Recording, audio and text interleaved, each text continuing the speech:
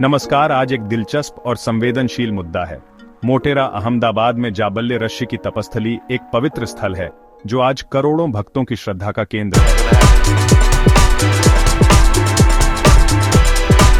अभी चौंकाने वाली खबर मिली है कि सरकार की एक नोटिस से आहत होकर 3 साधकों की मौत हो गई है। आखिर माजरा क्या है? सरकार की नोटिस और 3 साधकों की मौत का आपस में क्या संबंध है, आइए जानते हैं। आज से 53 वर्ष पूर्व साबरमती नदी के तट पर सुनसान स्थान था।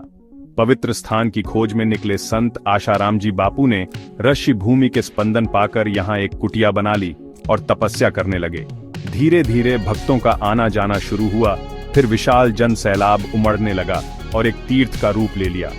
भक्तों के बीच श्री योग वेदांत सेवा समिति का गठन हुआ और फिर समिति द्वारा 80-90 के दशक में जाबल्य ऋषि की तपस्थली सहित आसपास की भूमि सरकार से खरीद ली गई। फिर शुरू हुआ संत श्री आशाराम जी आश्रम का निर्माण। यहाँ एक एक ईंट को आस्था और विश्वास के साथ रखा गया। हर एक पौधे को श्रद्धा और भक्ति के जल से सींचकर वृक्ष बनाया गया। इसे सजाते हुए 1-2 वर्ष नहीं अपितु 53 वर्ष हुए हैं। आश्रम में प्रतिदिन हजारों लोग साधना, सेवा और आध्यात्मिक मार्गदर्शन के लिए आते हैं। यहाँ निःशुल्क शिक्षा, चिकित्सा, अन्नदान, संस्कार शिविर और गौसेवा जैसे सामाजिक प्रकल्प भी चलाए जाते हैं। आश्रम को एक स्पिरिचुअल सैंक्चुअरी कहा जाता है जो भगवान नाम जप और धर्म संरक्षण का जीवंत केंद्र है। इस आश्रम से जुड़े भक्त इस तपोस्थली से बेहद प्रेम करते हैं।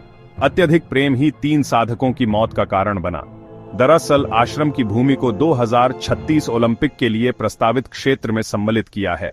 21 अप्रैल को प्रशासन द्वारा शर्त भंग का हवाला देते हुए आश्रम खाली करने का नोटिस दिया गया, जिससे भक्तों को गहरा सदमा पहुंचा है।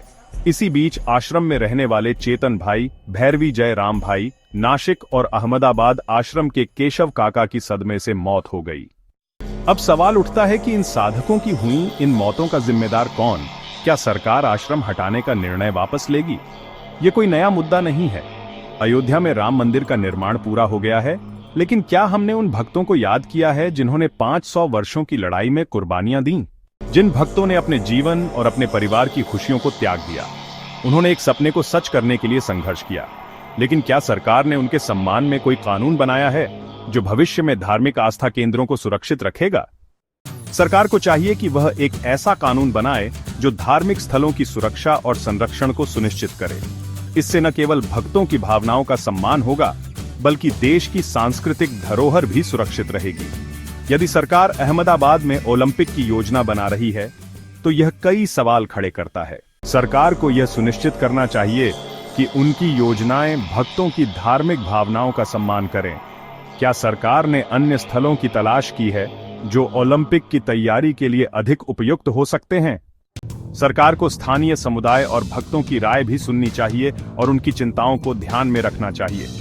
यह एक जटिल मुद्दा है जिसमें धार्मिक, सांस्कृतिक और विकासात्मक पहलुओं को संतुलित करना होगा। हालांकि मोटेरा आश्रम को खाली करना है या नहीं, अभी तक कोर्ट से कोई निर्णय नहीं आया है। मामला हाईकोर्ट में है। सुनवाई की अगली तारीख 7 मई है। तब तक के लिए लेते हैं इजाजत। अगले वीडियो में फिर मिलेंगे एक नई जानकारी के साथ। हमारे चैनल से जुड़े रहिए। शुभ संकल्प कीजिए, देश की संस्कृति, संत और धार्मिक स्थल सुरक्षित रहे। जय हिंद, जय भारत।